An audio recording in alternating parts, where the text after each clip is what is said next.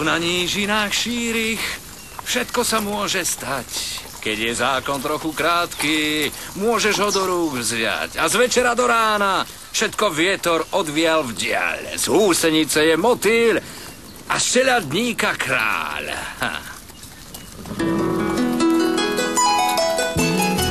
A señorita Maria Teresa, moja patrónka.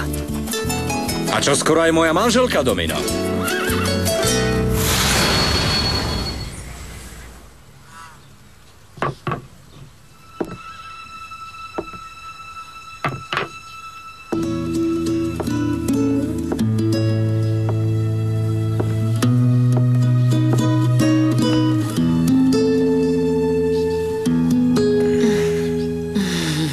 Dobré ráno, Ronka.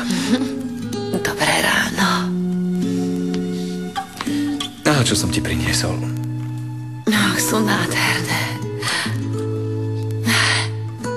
Ďakujem.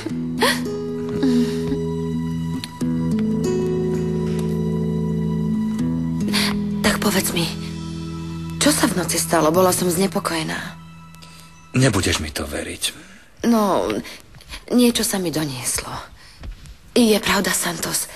Je pravda, že tá žena nebola tvoj priateľ Miguelo? Nebola. Všetkých oklamala. Niečo som tušil, nepozdávalo sa mi to, ale nikdy by mi nenapadlo, že to bude toto.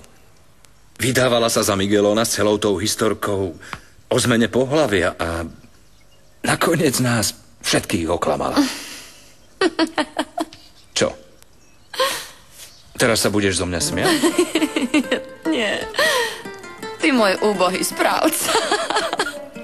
Oklamali ťa ako malého chlapca. Áno, viem, ale nielen mňa, oklamali celú dedinu. Celú dedinu. Ale pripadalo mi to čudné. Čudné, že by Miguelon spadol z koňa, že by sa bál prenasledovania alebo linčovania. On taký nebol. Ale taká je nížina.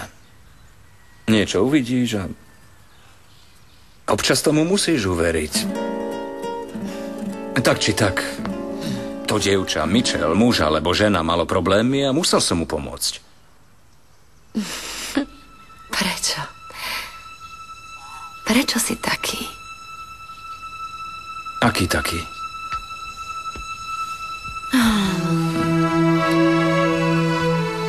Keď máš niekoho rád, odovzdáš sa mu celým srdcom. Chceš všetkých brániť, o všetkých sa chceš... Vieš, že budeš skvelým otcom.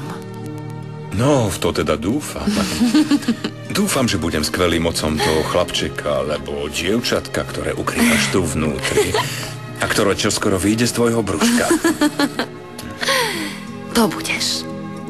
Budeš skvelý otec. A naše dieťa budeš milovať tak, ako vieš milovať len ty.